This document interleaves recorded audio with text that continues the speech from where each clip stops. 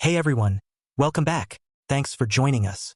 Today we've got a brand new story to share with you. So let's begin. The snow had been falling softly for about an hour. But now, looking out the bus window, it was a full-on blizzard. My forehead was pressed against the icy glass, and my mind drifted back to what had made me take this bus trip in the dead of winter. It had been 8 weeks since I saw the blinking light on my old answering machine, wondering who in the world would be leaving a message. My social life had been pretty much dead for the last year while I finished my big school paper. When I hit play, I was surprised to hear a voice I knew. Hey Mike, it's Sarah. Sarah Miller. Mom and I are going to be in town tomorrow to check out the school program you're in. Maybe we could grab some dinner? Call me on my phone. I'm really looking forward to seeing you again. Love you. Bye. Sarah and I had been together for over a year, and we had something real. Then one night, she told me her dad was moving their family back to their old home in another state. She didn't want to go, but she felt like she had no choice because of her mom. I never liked her dad. He was a show-off and selfish, and I always had a bad feeling about how he treated her mom. Just 2 days after that talk, Sarah was gone, and it hit me how much I really cared for her. I picked up the phone, dialed her number, and said yes to dinner. The next evening, I showed up at a fancy restaurant and saw Sarah and her mom, Carol, sitting with an older guy I didn't know. As I walked over, they saw me and Sarah stood up, then her mom and the older guy. Sarah jumped into my arms and kissed me hard. She whispered in my ear, "God, I've missed you." Carol hugged me and introduced the man as her dad, Richard Bennett. Over dinner, catching up on the 5 years that had passed, Sarah said her grandpa had a tricky problem he needed help with. Apparently, he had looked into my background and found out I was getting my advanced degree in computers and something called forensic accounting. "Mike," he said, "I don't know what Sarah has told you about me. I own a really big company with its main office in Charlotte. We're one of the biggest lumber companies in the country. I own a lot of land down south and millions of acres out west. For the last year and a half, our profits have been steady, but when I look at the final numbers, the money isn't there. The spending compared to the income is all wrong," he explained. "Someone is stealing, and I can't figure out who or how. Sarah thinks you might be able to help, and I sure could use it." He went on to say he couldn't trust anyone in the top jobs because they might be involved, even though he hated to think his old friends would do this to him. After asking him some questions and getting the right answers, I agreed to take a look. He then pulled out some computer disks from his jacket pocket. "These have all the money records for the last 3 years, he said. "I really hope you can help me. It will be a few weeks before I can start. I'm getting ready to defend my school paper early next month, and I have to finish fixing the computer program I wrote to find sneaky accounting tricks," I explained. I promised him some answers by the middle of January. I finished my degree and fixed my program in late December and started looking into Richard Bennett's money stuff. By January 3rd, I knew not just what was happening, but how it was being done. All I needed to figure out was who was behind it. When I called Sarah to tell her I was making progress, she said, "I love you," before putting her grandpa on the phone. He wanted to send his company jet to fly me to Charlotte. "That's not a good idea," I said. "I'll need to poke around your offices and look at your company computers, and I don't want to make anyone suspicious. Sending a private jet to pick me up would be a sure way to do that." As luck would have it, the airplane mechanics went on strike the next day, shutting down all the regular airlines and forcing me to take a Greyhound bus in the middle of the night during a blizzard. Just then, I was pulled from my thoughts as the bus started slowing down, taking the exit ramp off the highway. The driver shifted gears and turned onto the street for the short drive to the bus station. 5 minutes later, we arrived. The clock at the station said 2:20, and it was a cold 28 degrees outside. Not too bad. Only 10 minutes late. I grabbed my backpack with my laptop from the overhead and walked to the front of the bus, stepped onto the sidewalk, and followed the driver to the luggage area. He handed me my bag, and I quickly went into the warm waiting room.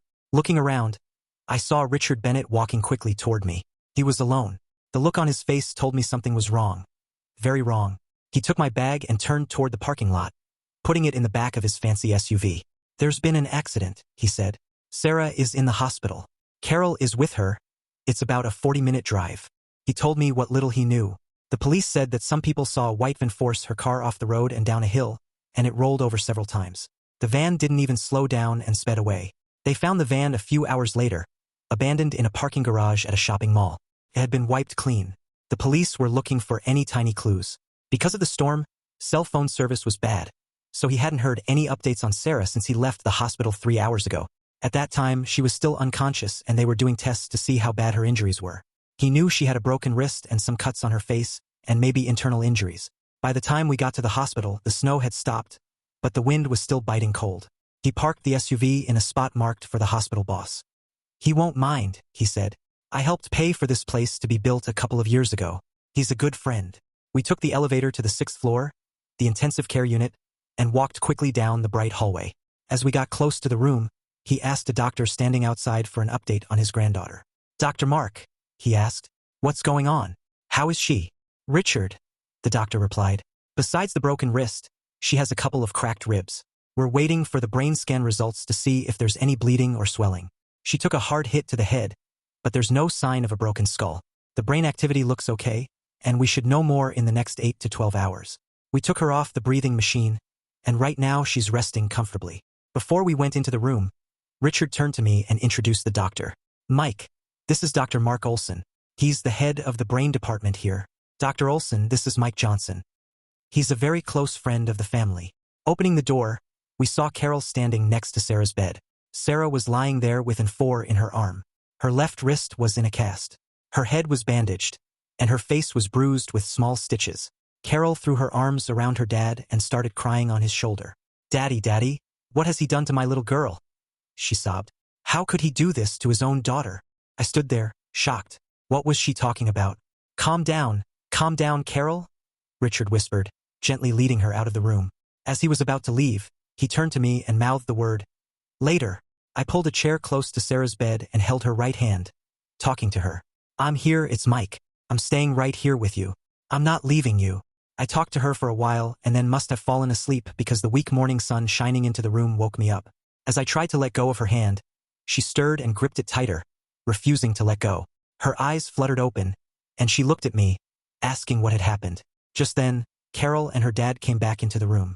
Hearing her question, they rushed to her side. "You were in a bad accident and have been asleep for over 20 hours, I replied. "You're pretty banged up, but you'll get better." As I stood up and tried again to release her hand, she whispered, "Don't go. Stay with me, please." Later that afternoon, when Sarah had finally fallen into a deep sleep, Richard led me from the room, saying, "You deserve an explanation for what Carol said this morning. As you know, my daughter and her husband, Ben, separated some years ago. He left her and Sarah. About a year and a half ago, he showed up again demanding money for a divorce. He backed off that and said he'd wait until she inherited my money. Then he'd divorce her and take half. He could do that under the laws here. When I found out, I changed my will. Now everything goes to Sarah. There's just one problem. If Sarah dies without being married, everything goes back to Carol and Ben wins. Carol is convinced he's behind this accident. I've hired a private investigator to see if she's right," he continued. "It shouldn't take too long for him to get back to me. Meanwhile," he added, "we'll be staying at a hotel nearby while the doctors do more tests on Sarah. Hopefully, we can take her home in about 10 days. Tuesday was a bright, sunny, but very cold day, typical for late January, when we brought Sarah home. As Richard drove up the long driveway with me in the passenger seat and Sarah and her mom in the back, I got my first look at his house. It was huge, like an old English mansion.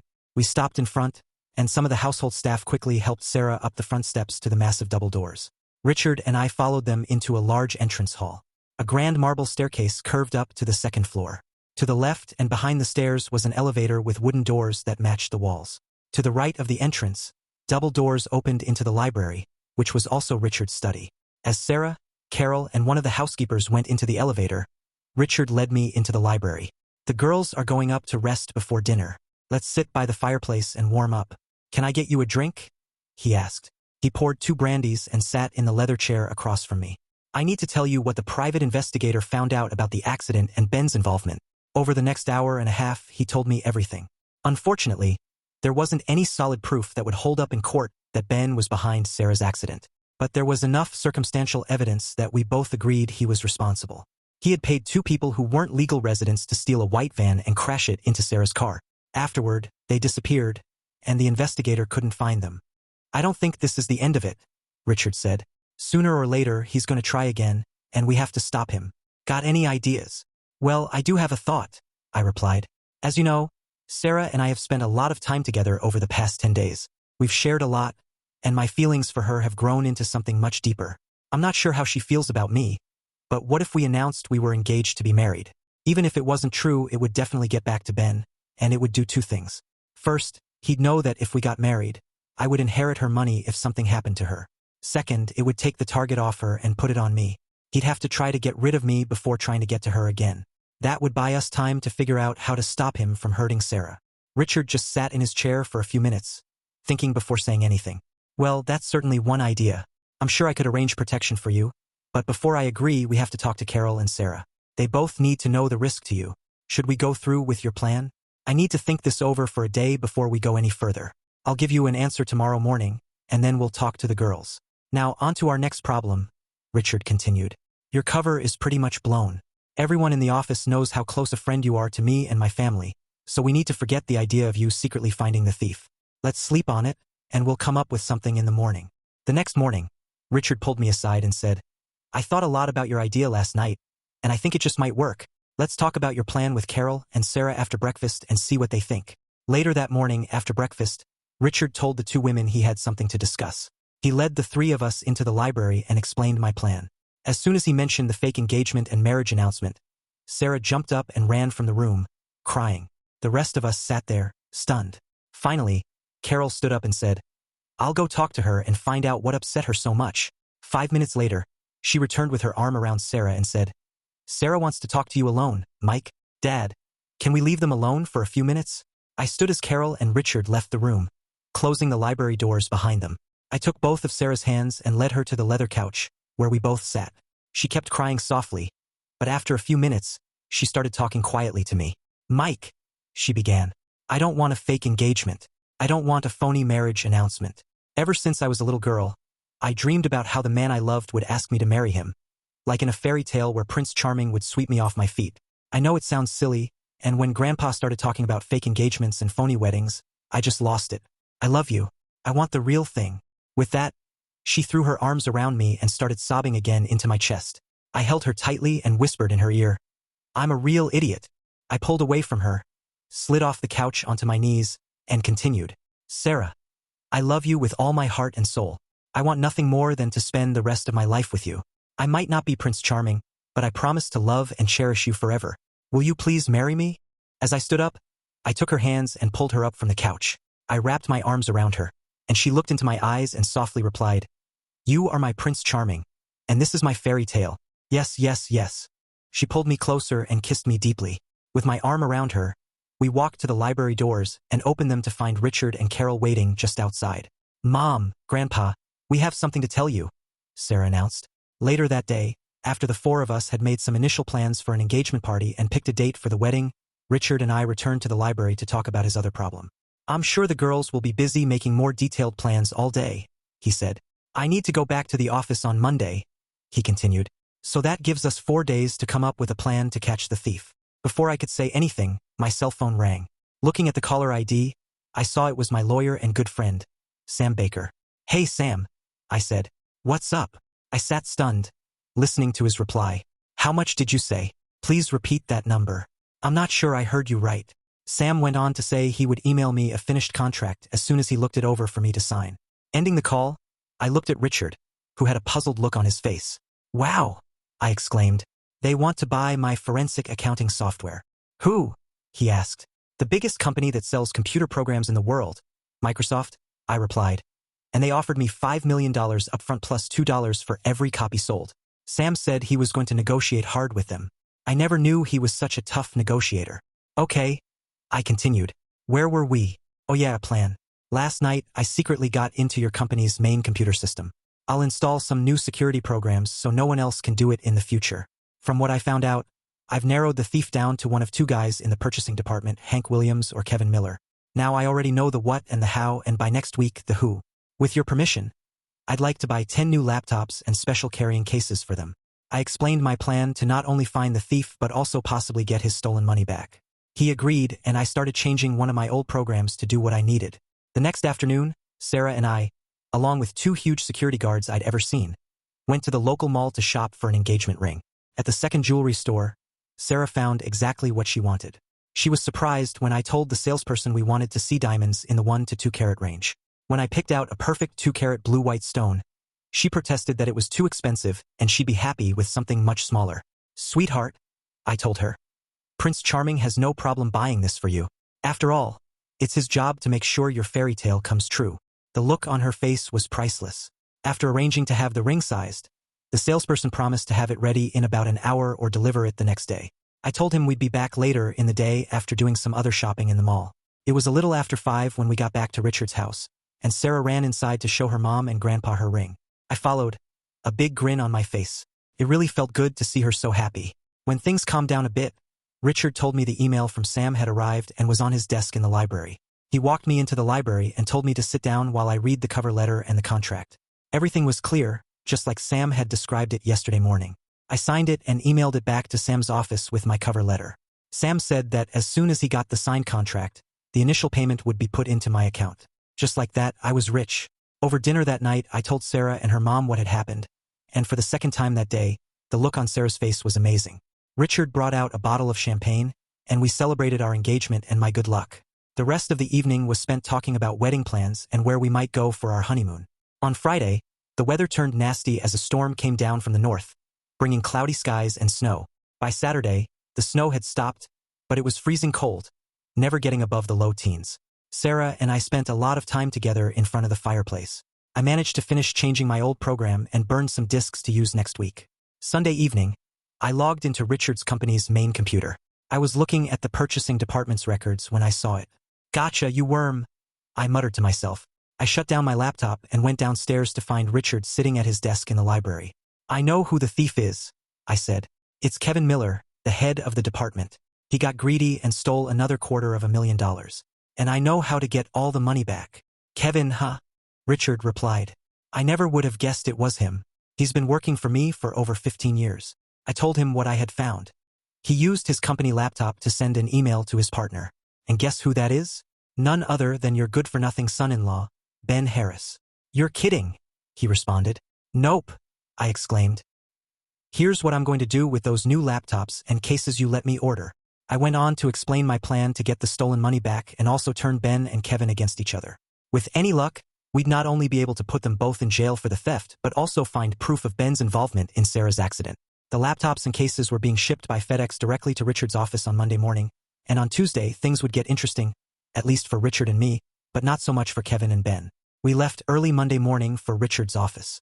He and I sat in the back of his SUV, and 2 of the 10 security guys assigned to protect Richard and his family sat in front.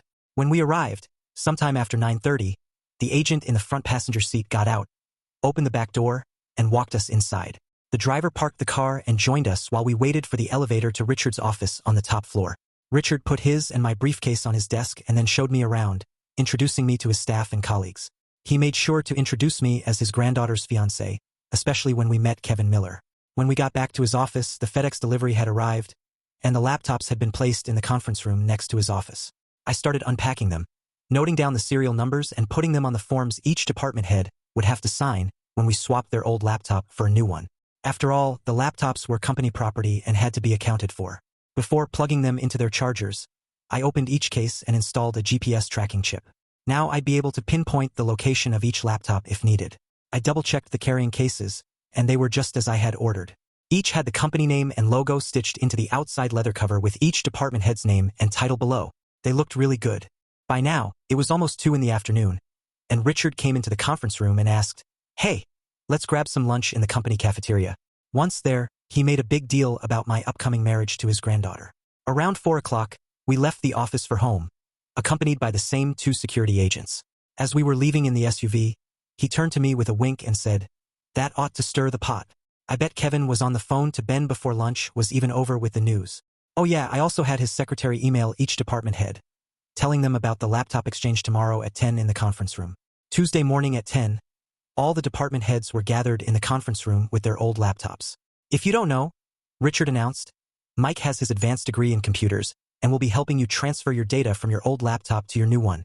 Also, the leather laptop cases are my gift to you for your years of loyal service to me and this company. Gentlemen," I began, "please sign these 2 forms in front of you. The first one acknowledges the return of your old company laptop, and the second is for the new one you're receiving. Mrs. Davis, Mr. Bennett's secretary, will collect them and return copies for your records in a few minutes." After the forms were collected, I continued, "Along with your new laptop, you'll find 2 other things: a FireWire cable and a computer disk. Please connect the FireWire to the right ports on both your old and new laptops. Then start up both computers. Turn off any security programs you might be running. This will allow you to transfer your data from the old laptop to the new one. Also, please transfer any other programs you've installed. Updated versions of the original programs are already on your new computer. The data transfer might take a few minutes depending on how much you have. Double check that you're transferring everything. The next step will be to completely erase your old laptop's hard drive, so we can safely donate the old computers to a good cause without giving away company information. 5 minutes later, after all the department heads said they had transferred everything, I continued. Now disconnect the FireWire and put the computer disk in your old laptop. Double-click the icon labeled Wipe Clean that appears on your screen and follow the instructions. When the program finishes, you'll be told to restart your laptop. You should see a screen that says, Hard drive contains no applications or data. When this happens, the computer disk will automatically come out. Please return this disk to me when you're done. As I collected these disks, I made sure to put the one Kevin Miller had used at the bottom of the stack. After the conference room was empty, I took Kevin Miller's old laptop and his copy of the Wipe Clean program back to Richard's office. These go home with us tonight. It will be very interesting to see what I find, but I want to work on them away from prying eyes, I told Richard. Putting them in Richard's office safe, I returned to the conference room to pack up the other laptops for donation to a local school.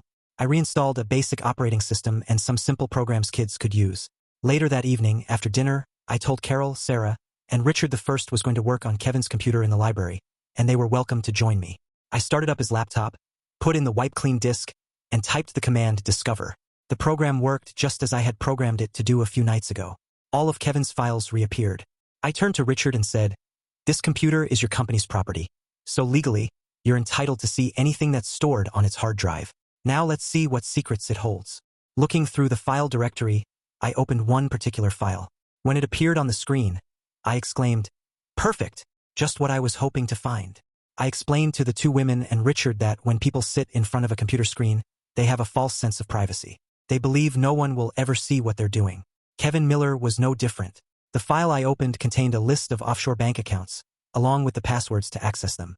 Each account listed Kevin Miller and Ben Harris as co-owners. I quickly went online and opened each account using the passwords Kevin had so thoughtfully provided. Look at this, I said. He made his last deposit last night. I think it's time to make some withdrawals. It didn't take me long at all to set up a secret account for Richard and transfer all the money to him. I then changed the passwords to each of those accounts, making sure neither Kevin nor Ben would be able to access the empty records. There would be no way for either of them to track the lost funds from their accounts. Now the fun really begins, I said. I sent an email to both Kevin and Ben from each of these offshore banks, telling them their accounts had been closed and the money transferred as per their instructions. Each of them would believe the other one was responsible for emptying the accounts, and we got to sit back and watch the fireworks, I said with a chuckle. Sure enough, when we arrived at Richard's office on Wednesday, the local police were everywhere, interviewing people and taking statements. We were told that Ben Harris had shown up at Kevin Miller's house late last night. There was a violent argument and Ben Harris shot and killed Kevin Miller. Ben was caught trying to escape, foolishly pulled out the gun, and waved it at the officers. He was shot and killed before he could fire his weapon. An investigation revealed that Kevin had been stealing money from Richard's business for several years. He and Ben Harris were partners in the scheme, and they had a falling out over the stolen money. The money trail went cold when it was discovered the funds from the offshore banks had been withdrawn and transferred by Kevin. It was assumed he had set up another account somewhere else. The money had been transferred so many times that it eventually became lost in cyberspace, and the investigation was closed. 5 months later, on August 21st, Sarah and I were married in a garden on Richard's estate. Carol was her maid of honor, and Richard was my best man. For our honeymoon, we went on a 6-month cruise around the world. After all, money was no longer a concern. Thanks for watching. If you enjoyed this video, don't forget to like, comment, and subscribe for more stories like this. See you next time.